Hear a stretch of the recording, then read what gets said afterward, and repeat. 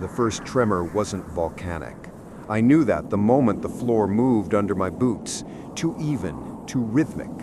Volcanic pulses spike and fade. This one breathed. My name's Dr. Ryan Keller, civilian seismologist, assigned to Deception Island, a black ring of volcanic rock in Antarctica. The place is a contradiction, ice above fire, silence wrapped around the memory of eruptions. The air always smells faintly of sulfur, like the earth is trying to whisper something through the cracks. When I arrived, the outpost looked half abandoned. The runway lights flickered under the polar twilight, and the main station, called Helix Base, was buried halfway in snowdrift. Only 2 other researchers greeted me: Anders, a quiet geophysicist, and Mason, our communications tech.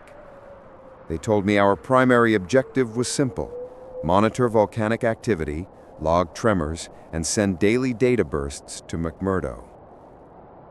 But even then, I noticed something off. The instruments were too sensitive. They'd been modified. Someone had replaced standard frequency filters with military-grade acoustic sensors, the kind used for deep sonar mapping, not geology. When I asked Anders why, he only shrugged. Old upgrade, from before our time. Before our time. The base logs showed a strange operational gap, 3 years with missing data starting in 1983. The last recorded personnel were listed as temporarily assigned Seismic Observation Division. No reassignments, no closure reports, just gone. That night, I felt the tremor again. Not an eruption, not a quake, more like a heartbeat, slow and steady. I turned to the nearest monitor. The seismograph line was smooth, looping, almost musical in its precision. "Hey Mason, are we picking that up on all stations?" He frowned, adjusted his headset. "It's weirdly clean, almost like..." He stopped. The line flatlined. The data vanished. Later, I ran diagnostics, retraced file paths. The waveform was automatically deleted. A system script had triggered the purge, something called Protocol 7, Subsurface Events. The description simply read, "Erase on detection, do not analyze further." That's when I started digging, literally and figuratively. I found a sealed storage room beneath the comms tower, accessible only through an older maintenance hatch. Inside were stacks of analog drives and weathered printouts wrapped in frost film. Most were unreadable, ink bled into parchment, but a few labels stood out. Phase shift patterns, 1979 to 1983. Seismic irregularities, non-volcanic.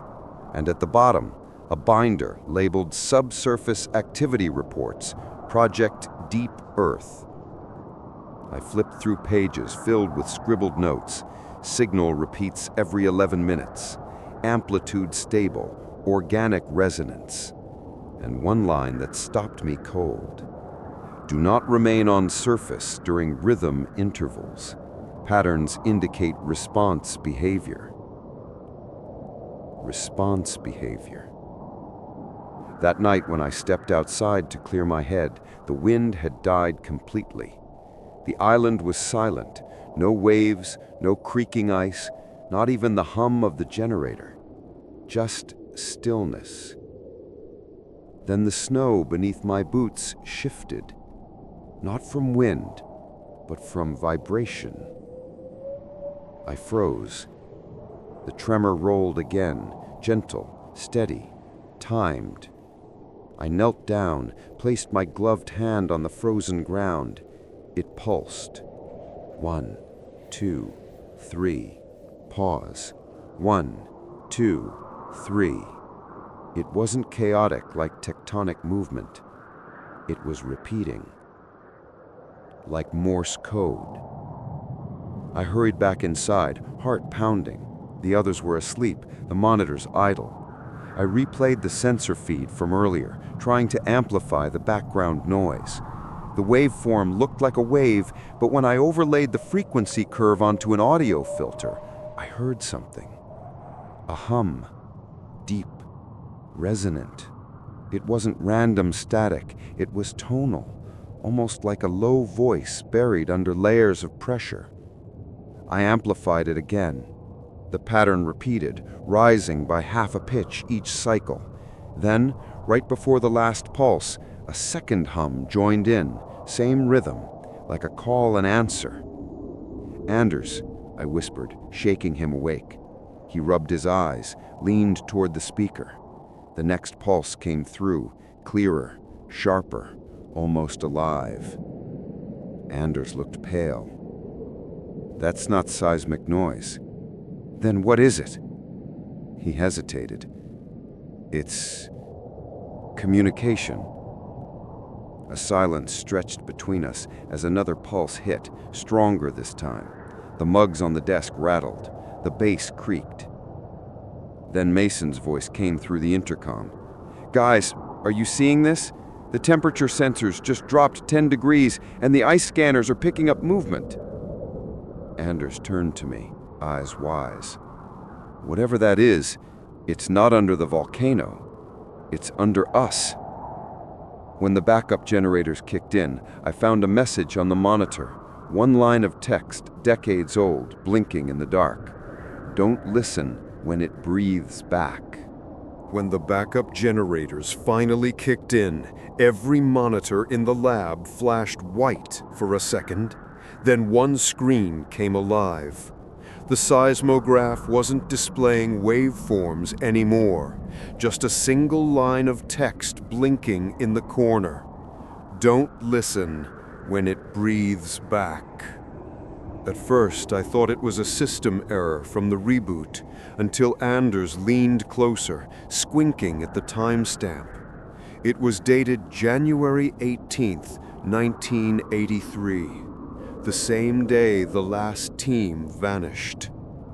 The storm outside was still raging, ice hammering against the metal siding, the wind sounding like it carried voices. We all stared at that line, not sure what to make of it. Then Mason's headset crackled.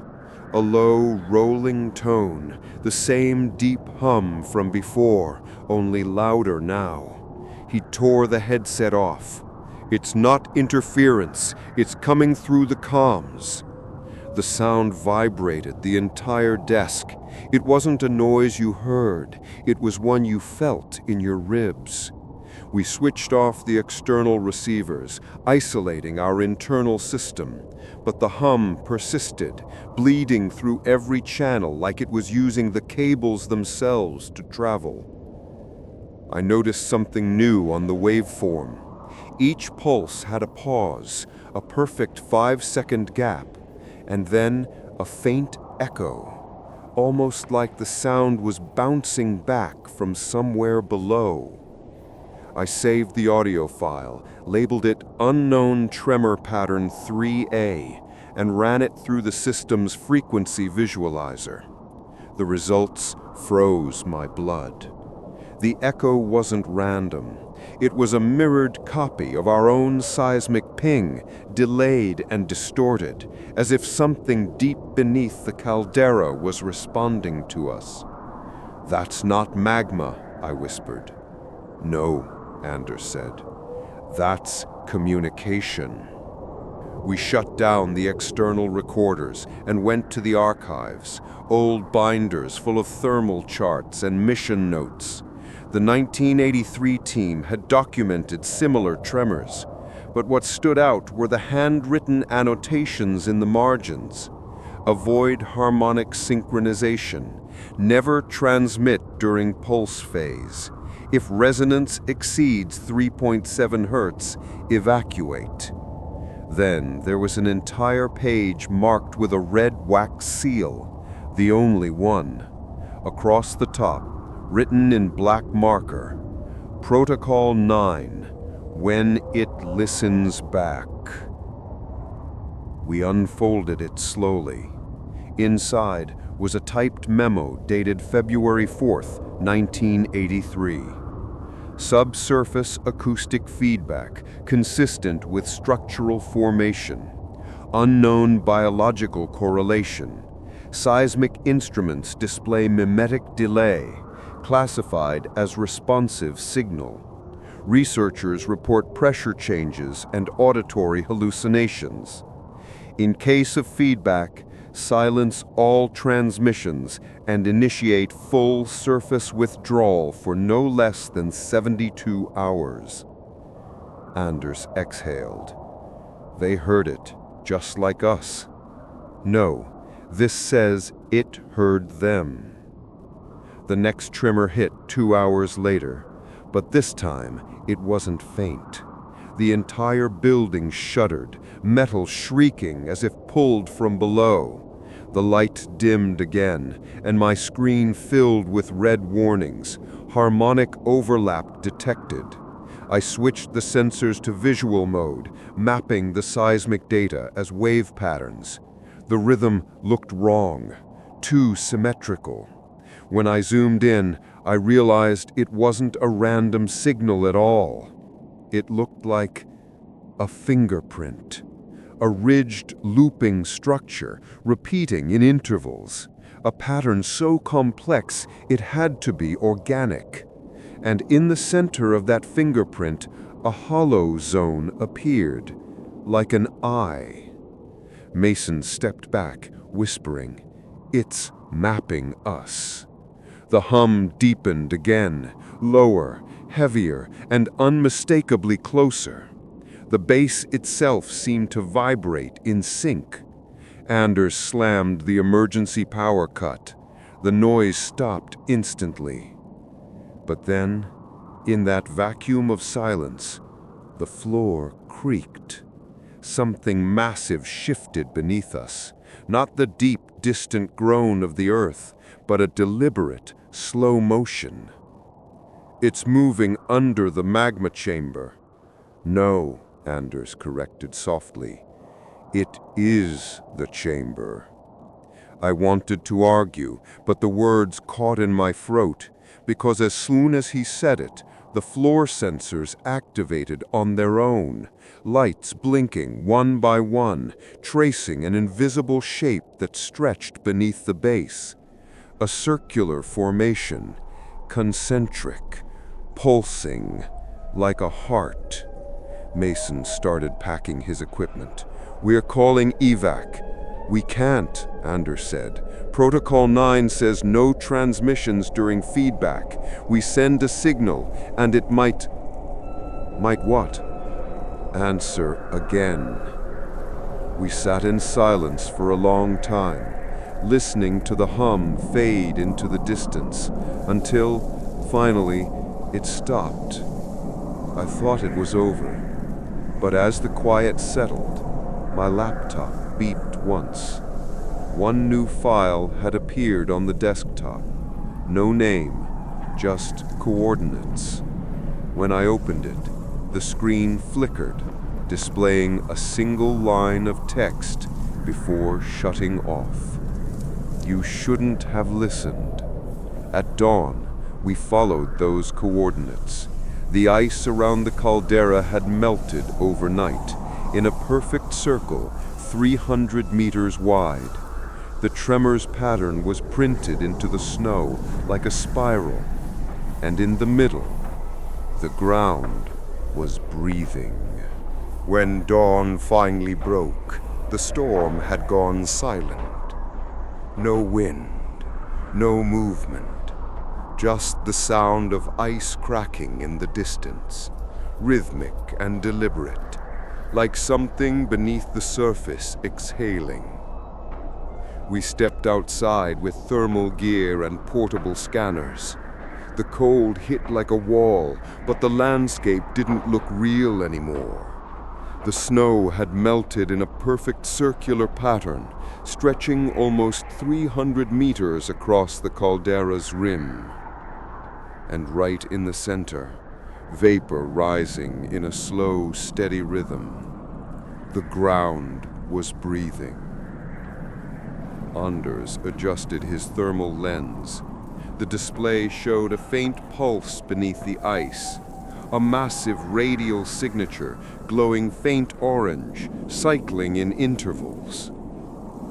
"It's resonating," he said quietly. "With what?" I asked. "With us." Inside the lab, I uploaded the drone footage we captured. The imagery showed the circle's geometry more clearly. A spiral with 7 outward arms, each marked by dark fractures in the ice. When overlaid with our seismic data, something terrifying emerged. The fractures weren't random. They matched the harmonic nodes of the previous tremor, a resonance pattern. Every quake, every vibration over the past 40 years was part of a design. Mason leaned over my shoulder, whispering, "You're saying it's been drawing this from below?" "No," I said. "It's been finishing something." Later that day, we received a shortwave transmission, the first since the blackout. It came from McMurdo Station, 1,000 kilometers north. Only one sentence repeated in a mechanical tone. "Containment suspended. Containment prioritize." Then the frequency cut out. We looked at each other. None of us had requested containment support. And that word, containment, wasn't part of any geological emergency code. Anders checked the metadata on the signal. "It's not coming from McMurdo," he said. "The ID tag's too old." "How old?" 1983. The same year as the vanished team. We decided to trace the coordinates from the mystery file that had appeared on my laptop. They led to a fissure near the crater's edge, marked by blackened rock. We lowered a subthermal camera into the crevice. The feed cut in and out, but what it showed didn't look like rock.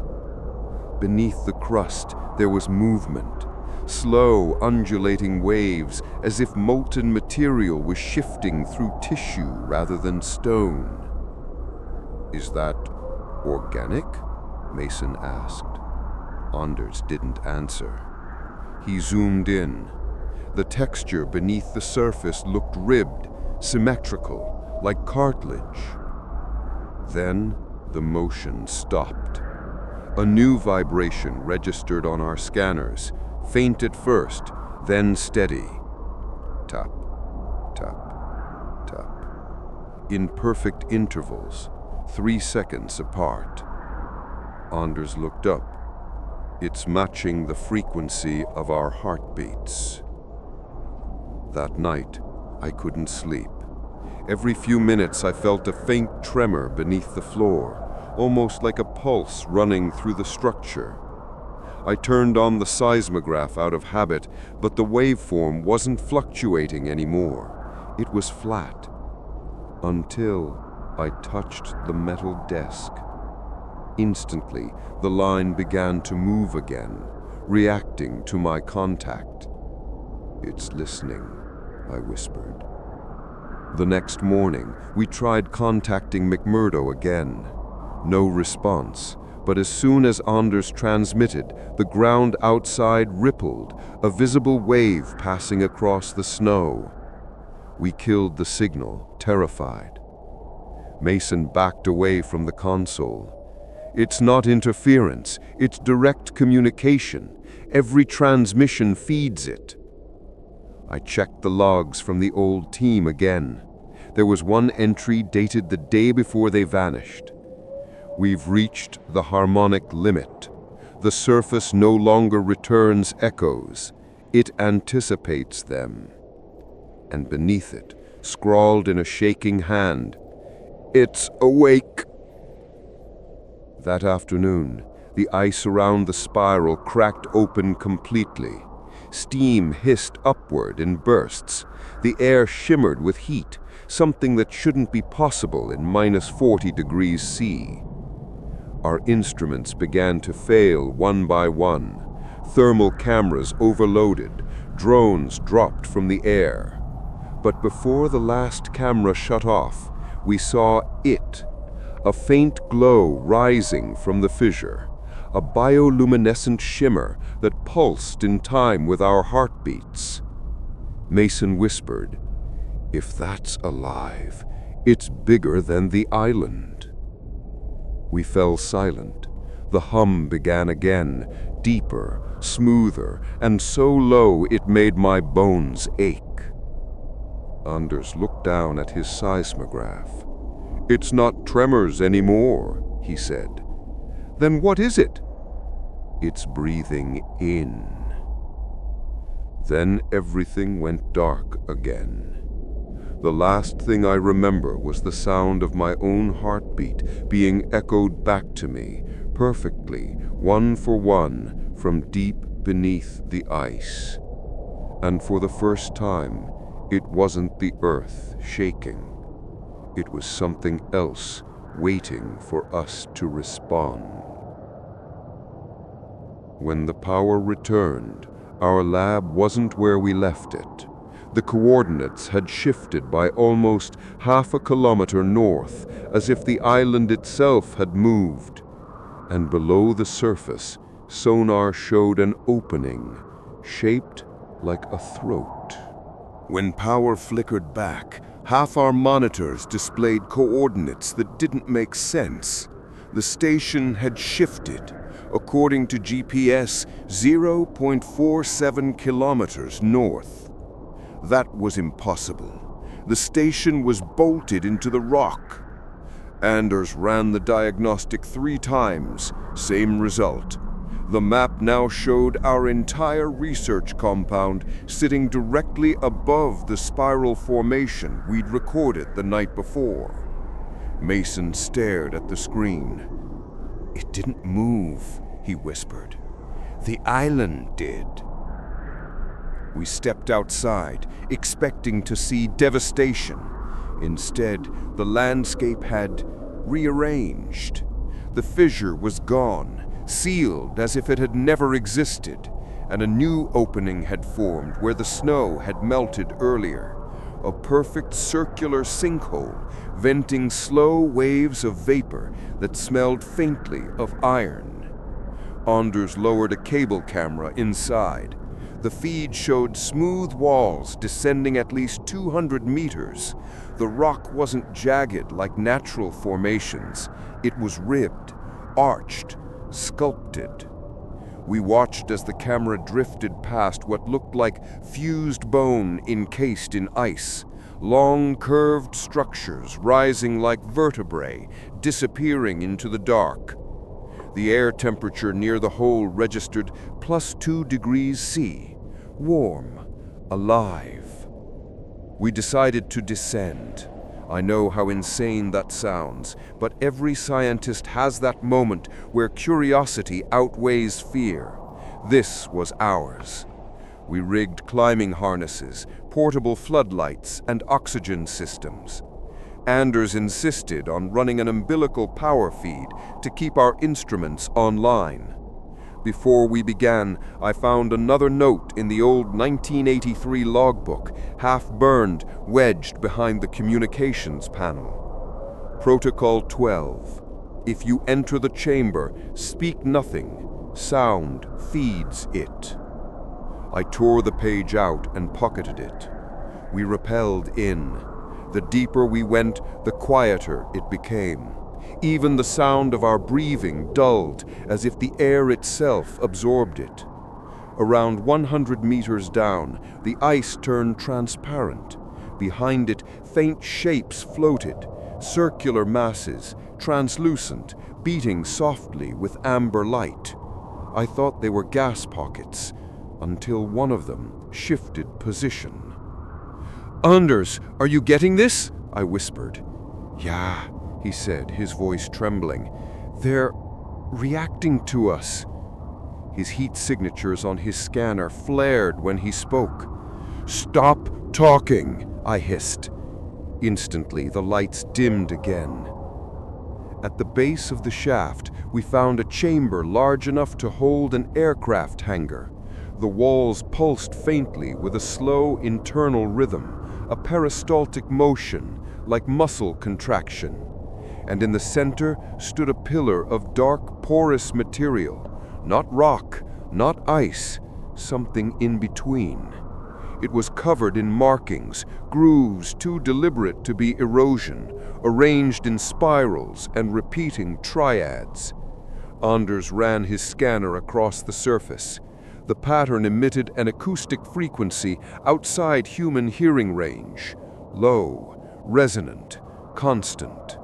Mason clutched his helmet. "Do you feel that?" "Yeah," I said. "It's like pressure inside my skull." Then Anders' wrist monitor beeped. His heart rate was spiking, in perfect sync with the rhythm of the walls. He stumbled backward, shouting, "It's pacing me! It's following my heartbeat!" The walls pulsing intensified. The chamber's glow turned red. I shouted for extraction, forgetting the silence rule. The moment I voice echoed, the frequency shifted upward. All our floodlights exploded simultaneously. The only thing left was that red glow and the realization that the pulse wasn't from the structure, it was from beneath it. A deep tremor rippled through the floor. Our harness line shook violently, tension pulling upward, as if something was inhaling beneath us. Then Anders' radio crackled, not with static, but with a voice. "Protocol 12, you broke silence." I froze. That voice wasn't from the surface. It was coming from inside the chamber. We scrambled for the ascent. Mason slipped, his harness catching on a ledge. I reached to grab him and felt the wall move. It flexed beneath my glove. The material was not stone at all. It was membrane. A fissure opened beside us, oozing vapor. Within it, thin, translucent threads began stretching outward like veins reaching toward light. Anders cut his tether with his utility knife and started climbing without safety gear. "It's alive! Move!" The ascent was chaos, the walls trembling like a heartbeat gone wild. Every few seconds, the red glow pulsed through the ice, chasing us upward. Halfway up, I felt something brush my boot. Not air, not wind, something wet. I didn't look down. We reached the surface, collapsing in the snow, lungs burning. The sinkhole below us sealed shut within seconds, like a wound healing. No sign we'd ever been there, just silence. Mason was sobbing quietly, his radio still hissing with residual static. I took the receiver from him and heard it again. That same calm voice.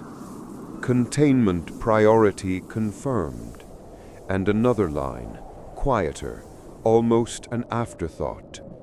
"Phase 2, surface integration." And the channel went dead. We stared at each other. The sky above the island shimmered faintly, aurora light bending unnaturally around the caldera's rim. And when I looked down at my boots, the snow beneath them wasn't melting anymore. It was breathing. When we returned to the lab, every recording device had been overwritten. The files weren't erased, they'd been replaced with new footage of us, still in the chamber, still climbing, even though we were already outside. We didn't sleep for 2 days after the ascent. Anders wouldn't stop replaying the radio transmission, slowing it down, filtering it through spectrum analyzers, convinced the voice said more than we heard. He was right. Hidden under the signal was a sub-frequency, a faint pattern repeating every 23 seconds. It wasn't random. It was our names. Mine, Mason's, Anders. 3 tones mapped exactly to our biometric IDs from the station's personnel system. That shouldn't have been possible. When we went to review our video logs, everything looked fine. Time-stamped, archived, ready to submit. But when Mason opened one, it didn't show what we recorded. It showed us, still inside the chamber.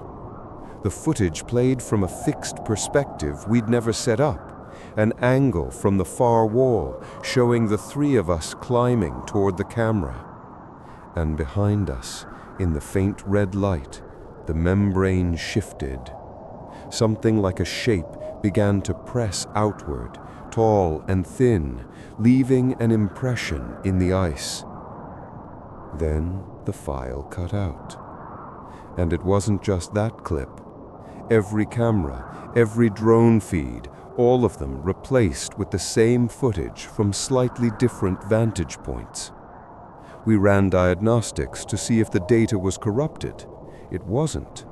The system flagged each video as newly recorded after the incident, meaning someone or something had accessed our archive, filmed us again, and replaced the files in perfect sequence.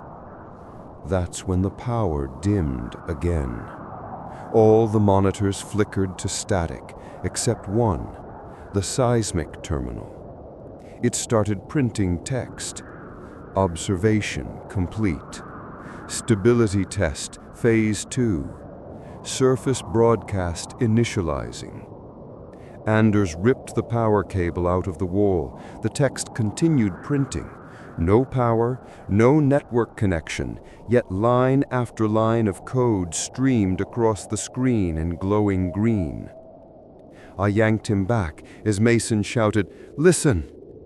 The radio had come alive again, but this time the signal wasn't voices. It was breathing. Slow. Rhythmic. In perfect sync with the tremors registering beneath us. Then it spoke, the same voice we'd heard below. "You entered the chamber. Now it opens from within." That night, the tremors resumed. We felt them through the metal flooring, the vibration building from beneath the ice shelf. Every time the pulse hit, the lights dimmed and the walls seemed to hum. Anders tried to evacuate via the emergency satellite uplink, but every outgoing message returned with one line: site isolated, observation in progress. We weren't just cut off, we were being contained. At 03:47, the broadcast began. Every monitor in the control room lit up with the same signal feed. Distorted video showing the island from above as though filmed by a drone. But there were no aircraft scheduled, no active satellites overhead, and the image wasn't static, it was changing in real time. We watched as the island's outline warped, concentric rings glowing beneath the ice, expanding outward from the caldera like ripples in a pond. Then motion, tiny figures walking in formation across the surface, heading toward the coastline. Then one of them, my copy, raised a hand toward the camera, and the station lights cut out completely. We stumbled in darkness, the emergency lights dead, radio silent except for faint background noise. A heartbeat, matching the pulse of the tremors below. Then, slowly, the monitors came back online. This time they didn't show us. They showed the ocean floor. The feed panned over the trench, past twisted cables, old metal debris, until it focused on a shape embedded in the silt. A black obelisk, half buried with the same spiral markings we'd seen inside the chamber. And then, a timestamp, 1953. Anders backed away. That's not a live feed, that's historical footage. But the image zoomed in, and a reflection appeared on the obelisk's surface. 3 human silhouettes. Us. The radio flared again, one word breaking through the static. Resonance.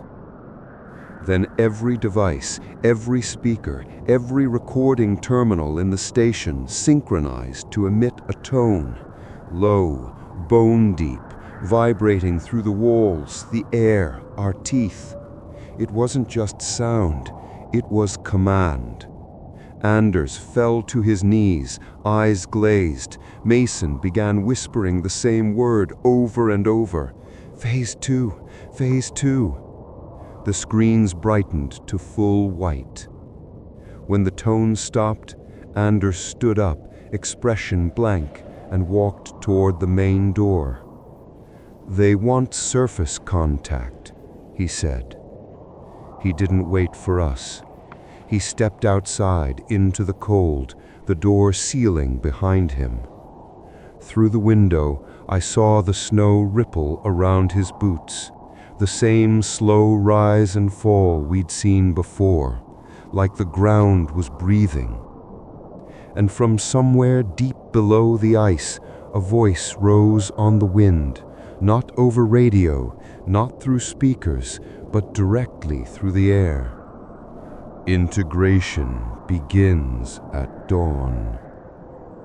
At sunrise, we found Anders' footprints leading to the shoreline, and then a 4th set appeared beside them, bare and still warm in the snow. By sunrise, the world outside had turned gray. Not dawn, not daylight, just a pale distortion, like the sky was frozen mid-breath. Anders' footprints trailed across the snow toward the shoreline, but halfway down the slope, a 2nd set joined them. Not boot prints, bare feet. Each step breast deeper into the frost, steam rising faintly where they'd touched. And the strangest thing, the snow around them hadn't melted. It had crystallized, forming tiny hexagonal patterns that shimmered in the half-light. Mason crouched down, his voice shaking. These aren't surface prints. They're pressing from underneath. He was right. The pattern was reversed, like something beneath the ice had reached up and pushed against it. We followed the tracks to the water's edge, but the ocean was gone.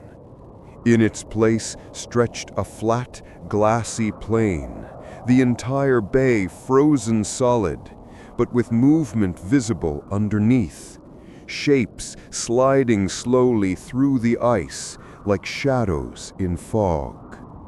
And then, as we watched, the radio on Mason's hip crackled to life. Unit 3, acknowledge. Surface signal breach confirmed. Proceed to Phase 3 observation. The voice was metallic, emotionless, but it was Anders' voice. Mason tore the radio off and hurled it into the snow. That's not him! That's not him! The radio landed, still broadcasting. Phase 3 acknowledged.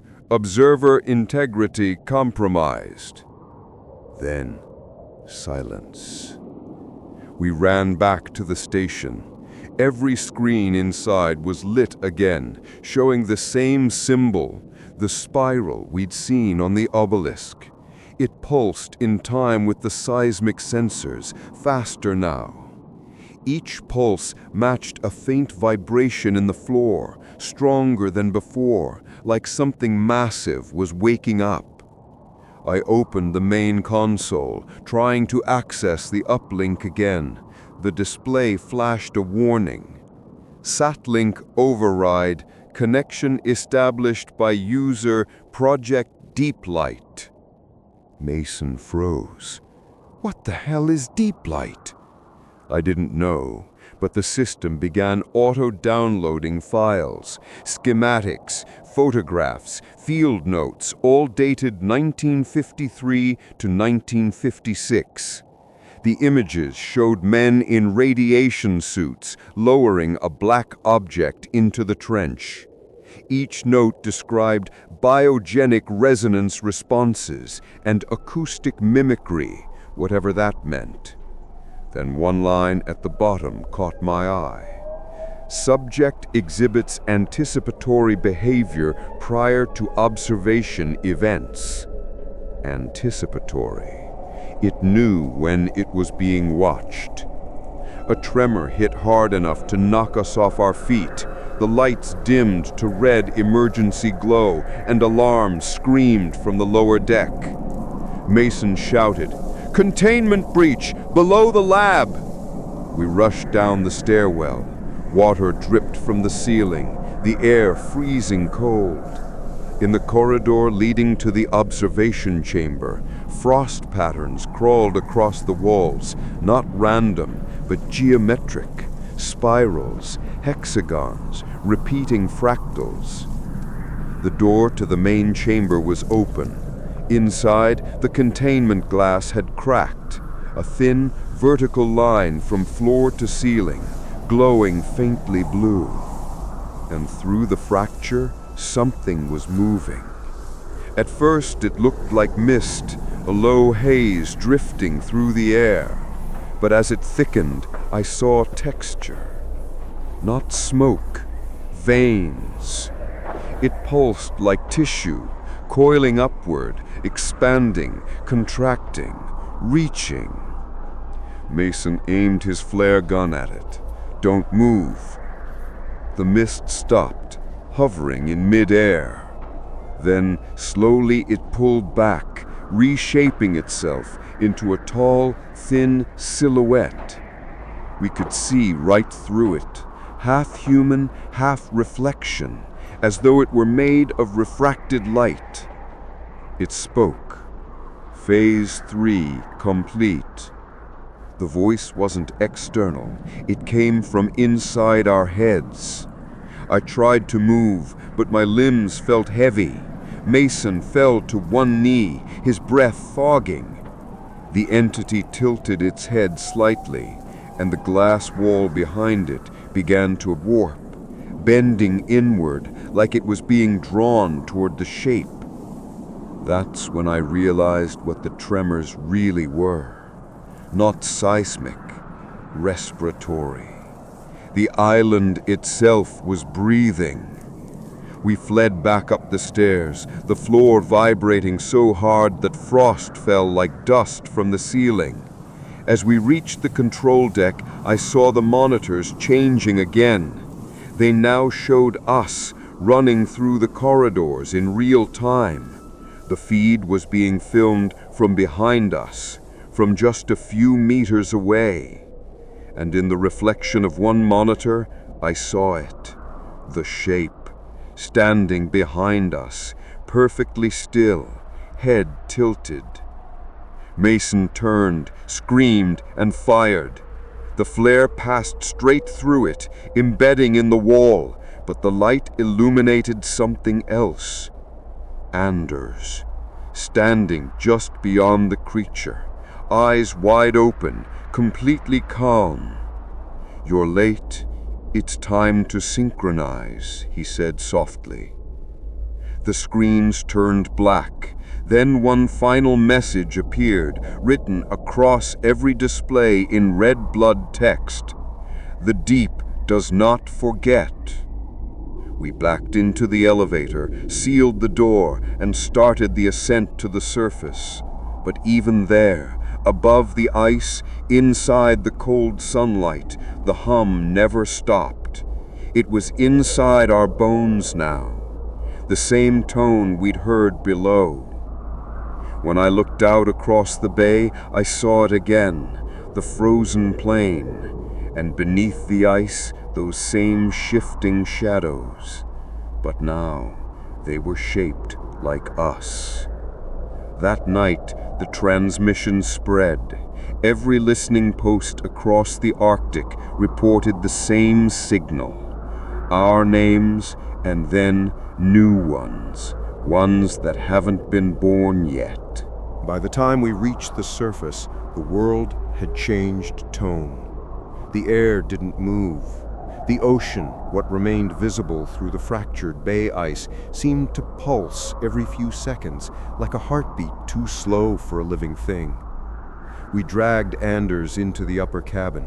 His skin looked frost-burned, but when I pressed a hand to his throat, the pulse was perfectly steady. Too steady.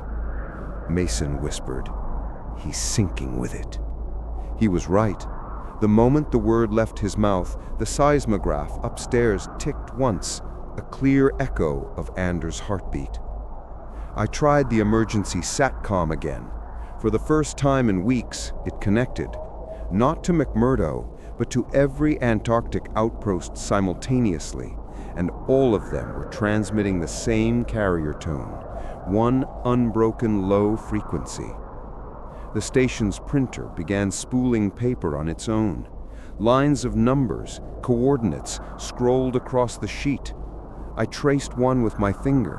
It pointed to Cape Town, another to Seattle Bay, another to Tokyo Bay.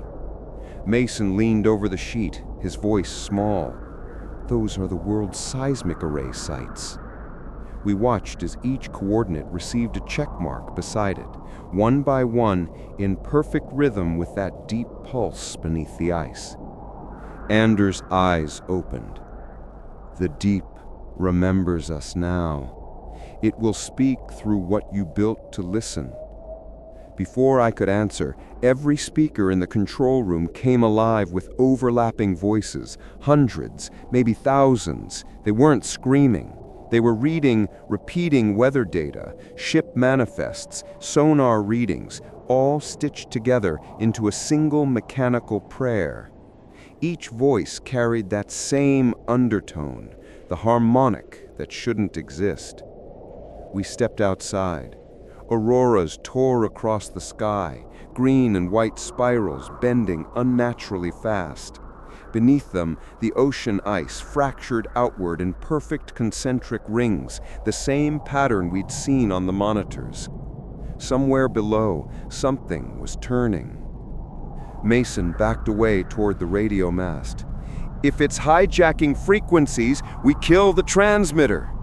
He didn't finish. The mast began vibrating, humming like a tuning fork. Sparks danced up its metal ribs, then a blinding flash. When the light cleared, Mason was gone. The snow where he'd stood was glassed, smooth, a perfect silhouette melted into the ice. Anders stood motionless beside me. "Don't fight the signal. It's not invasion, it's recollection." The ground quaked, shallow this time, rhythmic, deliberate. The tremor wasn't random, it was language. My headset crackled again, patching into frequencies far beyond our range. I heard the U.S. research vessel Odyssey, the Russian Mirny 2, even a fishing trawler off Chile, all reporting identical readings. Phantom epicenter under South Pole, identical waveform detected in Northern Hemisphere. They were everywhere, mirror pulses traveling through the planet's core. Then, in the static, a phrase repeated. Phase 4 initiated. Global resonance calibration. The air pressure dropped so fast it made my ears bleed. The sea rose, not as a wave, but as a dome, water bending upward like magnetized metal. Through the transparent curve, I saw shapes, enormous, slow, like leviathans made of light and geometry, rolling within the liquid wall. Anders turned to me, smiling faintly. That's memory surfacing. I stumbled back toward the cabin, forced a manual override on the data uplink, and broadcast a distress beacon on all open frequencies. To any station receiving this, do not respond to seismic harmonics. Disable automated feedback. It's not geological. The printer kept spitting paper. I tore one sheet free. A new line had printed in bold. Message received. Calibration verified. And under it, my name. I looked outside once more. The dome of water had collapsed, sending a shock wave across the bay. When it hit the shore, it didn't shatter ice, it erased it, smoothing the terrain like liquid glass. And through that glass, I saw thousands of faint silhouettes, like fossils trapped mid-motion, all facing upward. Anders whispered behind me, "They never left. They've been waiting for us to listen long enough." Then the signal tone shifted again, higher now, almost melodic. Across the horizon, auroras snapped into perfect geometric alignment, forming a single vast spiral over the pole. From its center, a light column reached into space. Every seismograph on Earth registered the event simultaneously. That's when global communications died. The last transmission I intercepted before total silence came from a weather satellite over the Pacific. Cloud formations matching Deception Island spiral detected over entire northern hemisphere. All frequencies resonating at 4.16 Hertz. Unknown source, awaiting further. The line cut. Now the hum never stops. It's in every heartbeat, every engine, every piece of static left on the planet. We didn't awaken it. We reminded it what it used to be. And if you're hearing this broadcast, it already knows your frequency. I don't know how many days it's been. There's no sunrise anymore. Just a white horizon pulsing faintly, like the sky itself is breathing through static. The island is gone beneath the ice. What's left of Deception sits inside a glass shell that hums whenever I move. Each footstep makes ripples that travel through the ground, up into the air, and vanish toward the horizon. Somewhere above, the sky flickers with reflected auroras, perfect, mirrored, infinite. That's where the signal went. I scavenged the last functioning terminal from the comms bay and rerouted its power from a backup battery. When I accessed the frequency logs, it showed a single transmitter still active. Not here, not on any continent, but in orbit. The uplink ID read Deep Light, Primary Archive Node. It wasn't broadcasting coordinates anymore. It was sending images. The first feed came through in black and white, a satellite's perspective, looking down on Earth through a haze of moving light. But the continents weren't where they should be. They were fractured, drifting like tectonic plates in slow motion, encircled by glowing rings of ice. Every few seconds, the signal glitched and replaced the image with another. Memories. The research station. Mason laughing over coffee. Anders marking coordinates on the wall. Then faces I didn't recognize. Dozens, maybe hundreds, all wearing the same expression. Quiet recognition. The broadcast wasn't showing what had happened. It was archiving what we were. I heard Anders' voice behind me before I turned. You understand now. That's what Deep Light was built for. He looked unchanged, skin pale, eyes glowing faintly with that deep cerulean shimmer. You called it an experiment in seismic telemetry, but it was always a memory vault, a way for the planet to remember itself after we were gone. I stared at the feed again. The images shifted: old forests, extinct animals, the rise and fall of oceans. And buried beneath them, our structures, our signals, our voices. Every sound we'd ever made woven into a single tone. I asked him the question that haunted me since the first tremor. What did we wake up? Anders tilted his head. You didn't wake it. You answered it. The deep never slept. It was waiting for its own reflection to evolve enough to call back.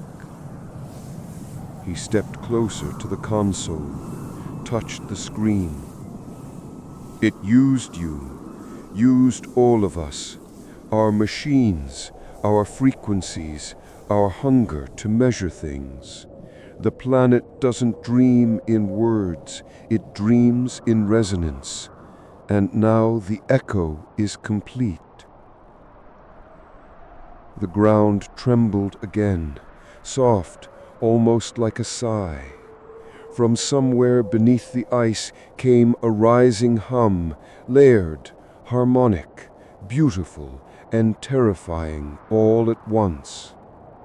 Outside, the frozen bay fractured in spirals, releasing plumes of white mist that rose and hung motionless in the air. Each plume formed a shape, not random, but human. Translucent silhouettes repeating motions like ghosts caught mid-task, steering ships, speaking into radios, reaching for unseen controls. They were us, copies written into the resonance. Anders turned toward the horizon, eyes unfocused. The real world is already archived. What remains now are echoes. You can join them if you let go of the noise. I stepped back, shaking my head. No, I won't become another fragment. He smiled faintly. You already are. I tried cutting power to the uplink, but the screen refused to darken. Instead, the satellite feed zoomed out, Earth shrinking into a pale sphere surrounded by concentric rings of light. Then, one by one, the lights extinguished. The final image froze on the screen. A perfectly still planet, wrapped in silence. The caption beneath read, "Archive complete. Species memory integrated." Everything went dark. For a moment, I thought it was over. But then I realized I could still hear the hum. Not through my ears, but in my chest, steady and slow. I wasn't breathing anymore, yet the rhythm continued. I stepped outside, and the world shimmered like glass. Above, the aurora twisted inward, forming a single descending spiral of white light. From its center, a voice, familiar, calm, endless. Phase finalized, memory stable. Continue observation. I looked down and saw my reflection in the ice. It didn't move with me. Now I sit by the shoreline, recording this last entry. Maybe someone will intercept the signal somewhere far from here. Maybe they'll hear my voice and think it's just static. But if you're listening, understand this. Deep light wasn't a project. It was a rehearsal for the next memory. And if you hear the hum, don't try to trace it. It's not coming from below. It's coming from you. The deep never sleeps. It only waits for the next dreamer to listen.